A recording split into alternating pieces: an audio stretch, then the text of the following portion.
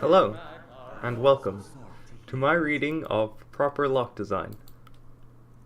I spent the past half hour looking for a suitable fire to sit by, and chose this one in Markarth.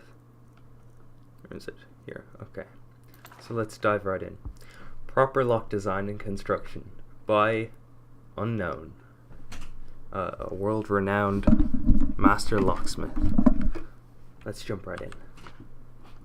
I have encountered many thieves whose sole interest in locks is how to open them and thereby pilfer protected contents of the room or chest. By the way, guys, keep in mind I've never read this and I don't know how long it is and I'm not going to check. I have taken it upon myself to devise a system of locks that can defeat such villainous intent.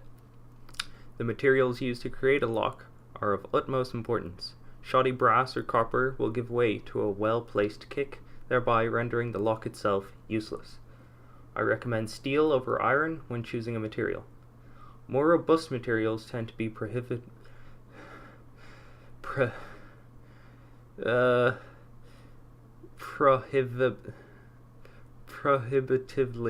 expensive and necessitate the door being made of similar metals. I've been chagrined to stumble across the shattered shell of a wooden chest, its dwarven lock intact and still locked. Once these basics are settled, pay particular attention to the offset of tumblers. A 7-degree offset to the keyhole will allow a torque-style key to work smoothly, while at the same time causing numerous headaches for the thief attempting to insert non-torque lockpicks.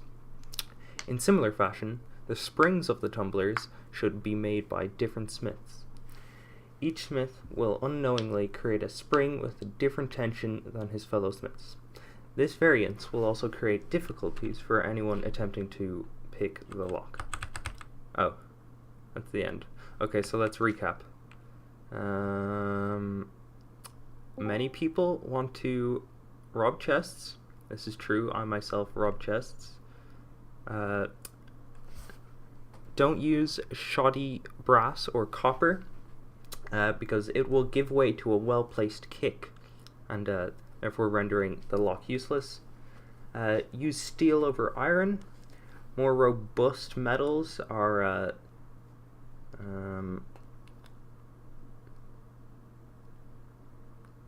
more robust materials tend to be prohibitively expensive and necessitate the door being made of similar metals. Okay, so yeah. So if you're gonna make a lock out of some really fucking tough metal, it's only as strong as the door that it's attached to. Alright, so you gotta make the door strong too.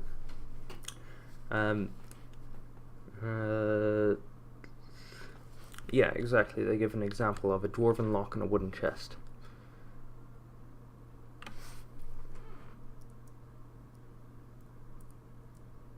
Okay.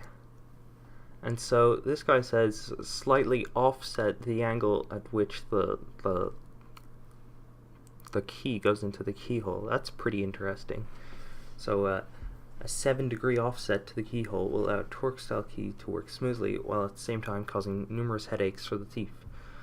Oh, that's something you don't learn every day. That's something you gotta look through books for, you know? You don't learn that sort of stuff by word of mouth or anything, you know?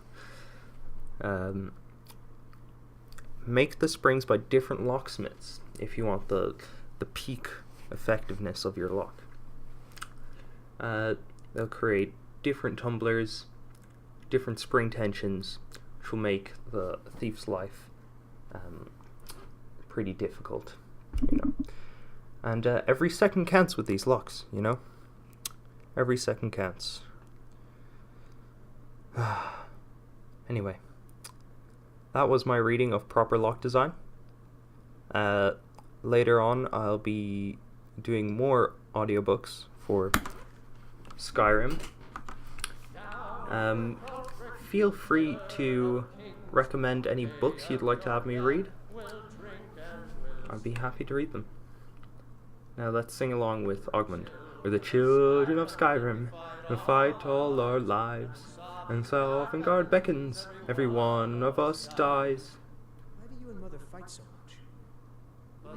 This land is ours, and we'll see it wiped clean of the scourge that has sullied our hopes and our dreams. I put a slight tilt on his words. Anyway, this has been Skyrim audiobooks. Thanks for watching. Like and subscribe. Leave a comment down below on what you would like me to read next. And see you guys next time.